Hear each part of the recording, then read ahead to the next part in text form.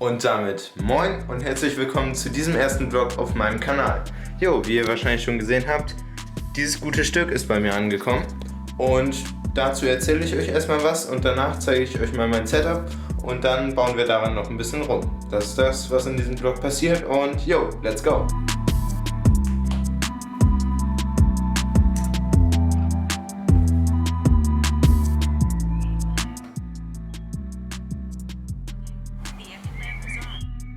Okay, am Anfang möchte ich sagen, für den Preis ist das Tippgefühl echt geil. Von daher fühlt sich die Tastatur gut an und sie klingt auch verdammt geil. Bis auf die Leertaste, da trifft beides davon nicht zu. Ich gebe euch hier mal eine Soundprobe. Und da hört man auch schon, die klingt sehr schwammig, die ist sehr sloppy. Da möchte ich auf jeden Fall die Stabilizer austauschen und mal gucken, was das bringt. Momentan gefällt mir die echt nicht so gut. Die Tastatur gibt es auch nicht im QWERTZ-Layout, sondern nur im QWERTY-Layout, heißt im American-Layout, heißt ihr habt keine Umlaute und kein SZ, dafür kommt man aber an so einige Zeichnungen sehr viel einfacher ran, was mir wichtiger ist und ich finde es nicht so störend. Was cool ist an der Tastatur ist, dass sie ein Mac-Layout besitzt, heißt die Function Keys F1 bis F12 sind wie beim Mac gemacht und es gibt Command und Option und nicht Steuerung und Alt. Steuerung und Alt liegen aber bei, falls ihr doch ein Windows-Layout wollt. Die Beleuchtung finde ich sehr cool, auch die Modi, auch wenn ich die nicht benutze und immer nur Standard leuchtend anhabe. RGB habe ich nicht und ich glaube, das will auch niemand, weil das einfach nicht zur Designsprache passt. Was bei der Beleuchtung schade ist, ist, dass die sonst sehr gut aussehenden Keycaps leider sehr dünn sind. Deswegen scheint das Licht quasi so durch die Keycaps durch. Das sieht nicht sehr wertig aus, finde ich schade. Aber wenn es einen sehr stört, kann man die Keycaps wechseln und sonst sieht wenigstens die Hintergrundbeleuchtung gut aus. Und jo. Die Tastatur ist auch nicht kabelgebunden, sondern hat Bluetooth und man kann easy zwischen 3 Geräten wechseln. Das finde ich sehr cool, das hat ja zum Beispiel auch die Logitech MX Keys und ist einfach immer sehr praktisch. Also, ich musste mal eben den Ort wechseln, weil ich draußen ein bisschen den Rest der Aufnahme verkackt habe. Sorry. Der USB-C-Port bei diesem Keyboard ist leider an der Seite, was nicht schlimm wäre, finde ich, wenn das mitgelieferte Kabel wenigstens gut genug wäre, heißt hochqualitativ und lang. Und es ist zwar okay, es ist nicht hochqualitativ, aber für den Preis auf jeden Fall okay. Es ist ein Braided Cable, aber es ist halt nur irgendwie 1 Meter lang oder sowas. Also ich weiß nicht, wie man das in irgendeiner Form an einen PC ranbekommen soll. Und andere USB-C-Kabel zu verwenden, ist wahrscheinlich eher nicht so angesagt, weil das dann so weird rausguckt da aus der Seite. Dieses Kabel ist außerdem ein USB-C auf USB-A-Kabel. USB-C auf USB-C hätte ich persönlich cooler gefunden, aber vielleicht bin das auch nur ich. Grundsätzlich finde ich aber, dass der Port an der Seite sehr cool aussieht. Da kann man auch einstellen, ob man jetzt Mac-Layout oder Windows-Layout haben will und ob man im Bluetooth-Cabled-Mode ist oder ob man das Keyboard ausschalten will. Dann ein sehr kritischer Punkt bei dieser Tastatur, die Höhe. Diese Tastatur ist verdammt hoch und ich verstehe nicht so richtig warum, weil die ziemlich hohl von innen ist. Aber dazu kommen wir gleich. Auf jeden Fall eine Handballenauflage nehmen, auf jeden Fall. Wie ihr wahrscheinlich schon gesehen habt, habe ich die von Keychron selber genommen, diese Holzhandballenauflage von denen. Macht auch einen echt guten Eindruck, rutscht nicht zu sehr auf dem Tisch rum, von daher ziemlich cool.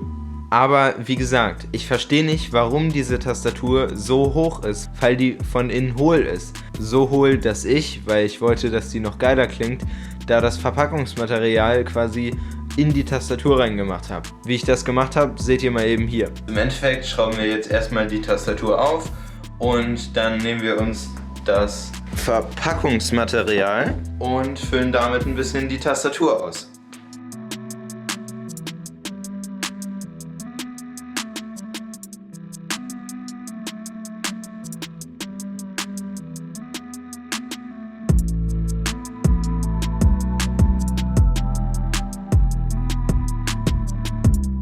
Jo, mir hat das Modden auf jeden Fall Spaß gemacht und die klingt jetzt auch nochmal geiler. Hier ist ein ausführlicher Soundtest von Stock und gemoddet.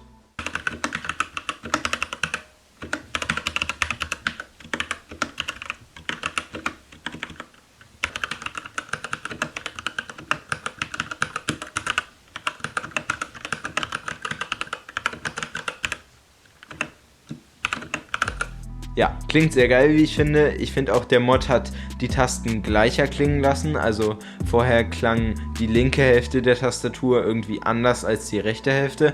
Das ist jetzt auch auf jeden Fall besser geworden.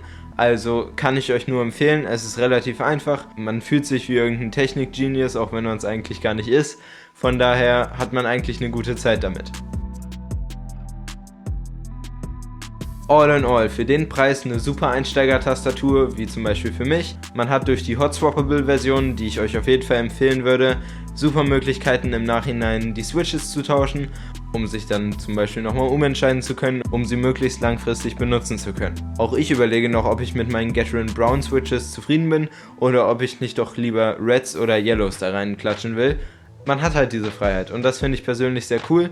Und ich würde sagen, jetzt geht's weiter zum normalen Vlog, wo ich euch jetzt mein Setup zeige.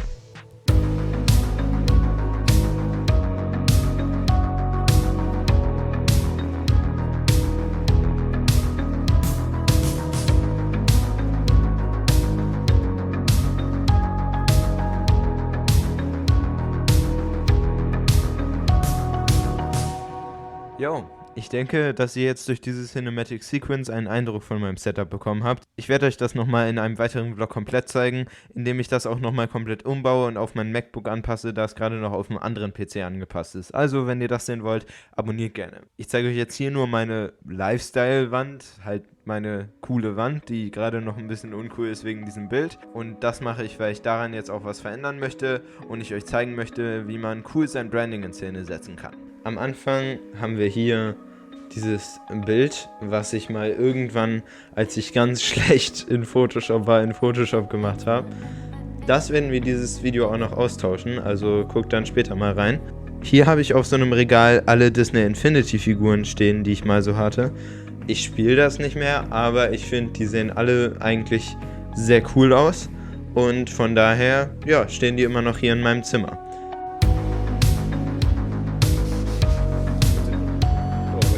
Danke. Schönen Tag noch. Danke.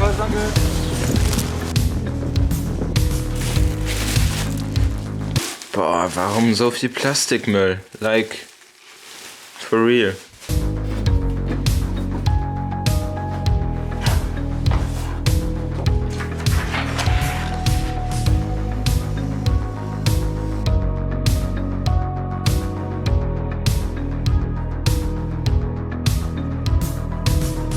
I'm fucking stoked. Was?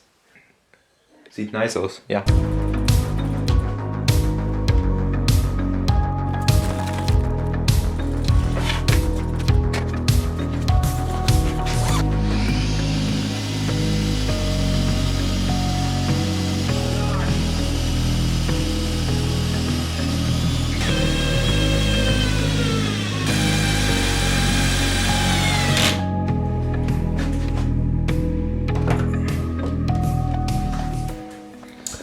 Und ja, das war's mit diesem ersten Vlog dieser Art. Ich hoffe, er hat euch gefallen. Ich bin ziemlich zufrieden mit dem Ergebnis hier. Ja, man kann so super einfach cooles Branding in seinem Hintergrund erzeugen, finde ich. Von daher würde ich sagen, das war ein ziemlich guter Success. Auch dieses Skateboard gefällt mir irgendwie, weil dieser Raum jetzt so irgendwie nach oben hin so abgerundet wird. Und die nächsten Episoden werden dann auch wirklich mehr Filmmaking-related. Aber ich hoffe, euch haben schon mal die B-Roll-Sequences gefallen. Es waren ja 2 in diesem Vlog. Und dann bis zum nächsten Video. Ciao!